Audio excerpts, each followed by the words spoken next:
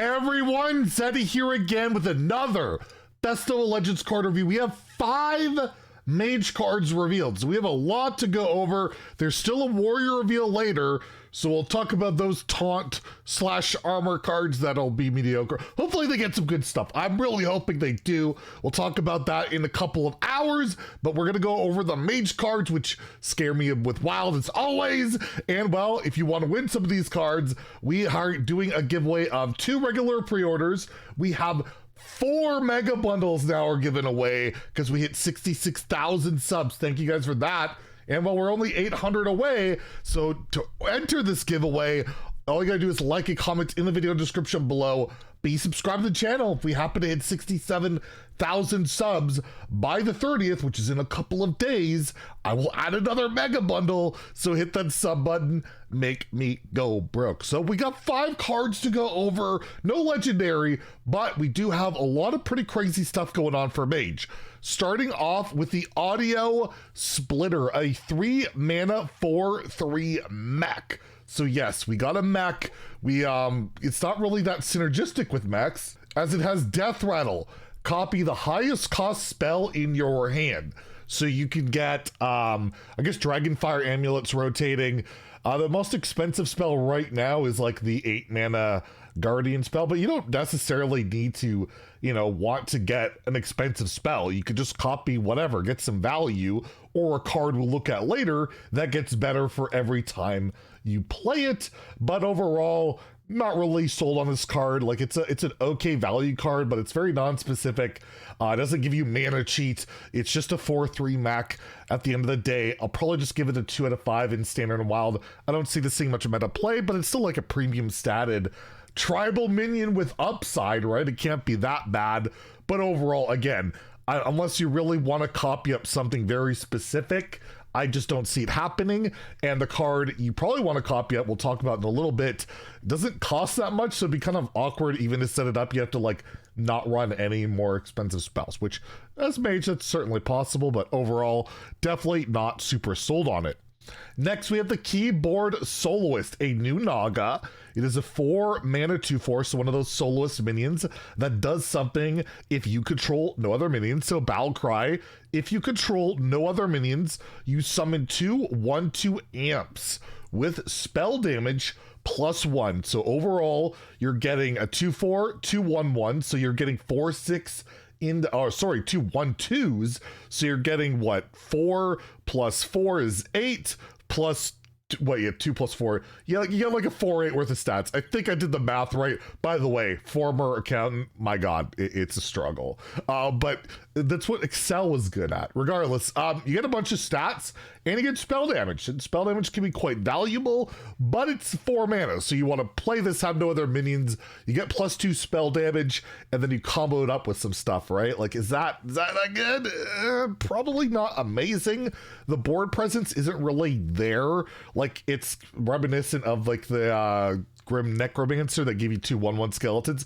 Obviously those are 1/1s, these are 1/2s, you get spell damage. I just don't see a deck really utilizing this, and it's got to be the only minion on the board to start off with. There's not a ton of cheap spells I could think of that really pop off with this, but again, we'll take a look at one that it could combo, but again, it's very expensive for that kind of combo, and it just seems, whatever. I'm gonna give it a 2 out of 5 in Standard and Wild. Again, I don't see this taking off, not even in Even Mage, because it's even cost, and I gotta give some kind of Wild commentary. I don't think Even Mage runs this.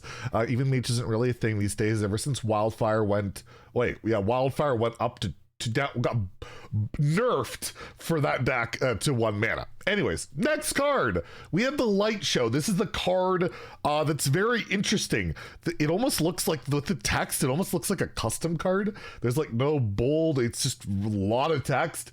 Just doesn't look real to me.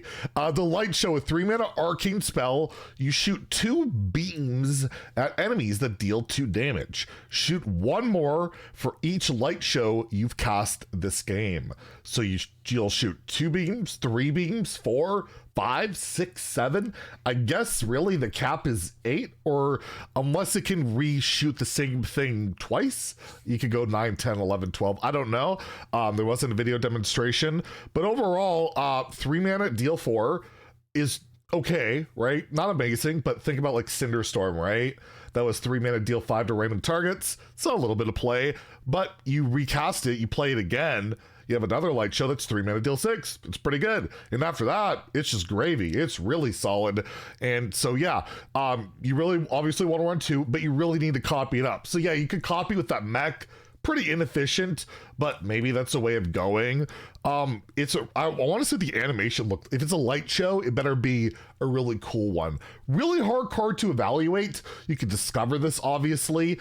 There's a card we'll take a look at in a second that allows you, there's multiple that allows you to discover this spell entirely. I'm gonna give it a 3 to 5. I think it could work. Like, it's scaling damage and it can go face, right? It's not just minions.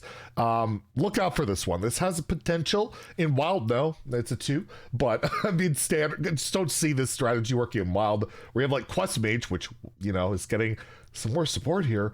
Spoilers. Yeah, so I'll say it might be playable for Standard, but Wild, I don't think so.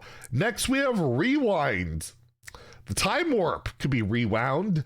2 mana arcane spell. Discover a copy of another spell you've cast this game.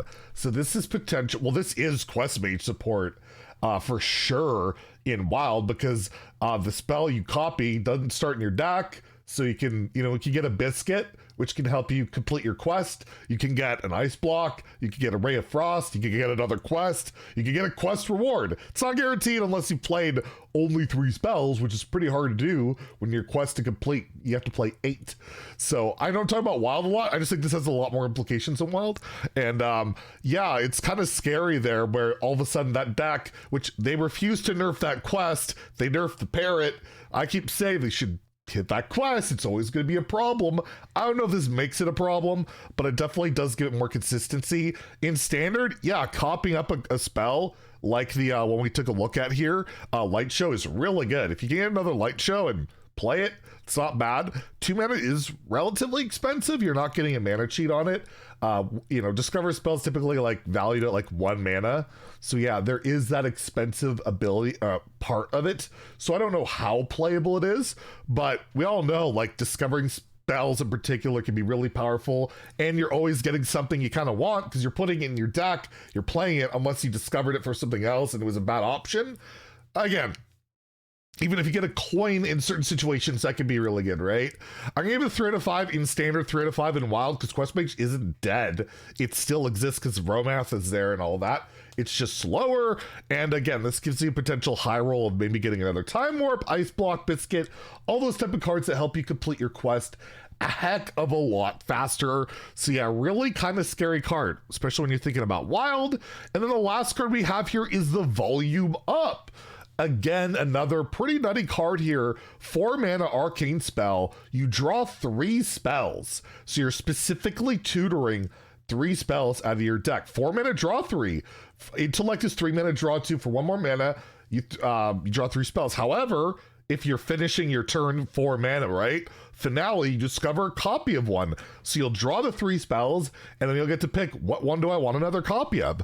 Again, another way of getting a Light Show, and also in Wild, another Ice Block, another Biscuit. I think Quest Mage could run this too in Wild. Like, this is just a really good card in any deck that's relatively spell heavy. It has been shown before that 4 mana draw cards can be hard to get away with, like Juicy Psych Melon. Hell, Rogue has Sprint at 5 and it saw like no play. They have Prep. They can prep it for 3 and they barely play it.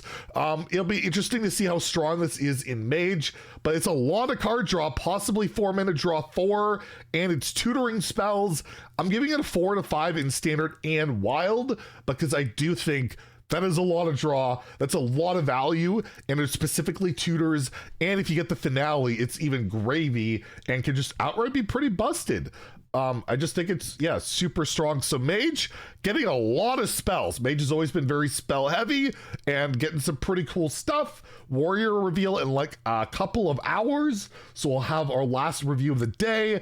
And well, stay tuned for that. Enter the giveaway if you haven't already. And embrace our quest of Mage Overlords in WoW. I don't think it's a problem, but it's always really scary. And we haven't seen all the Mage cards yet. Anyways, if you enjoyed the video, please like and subscribe. Have a great day and stay salty, my friends.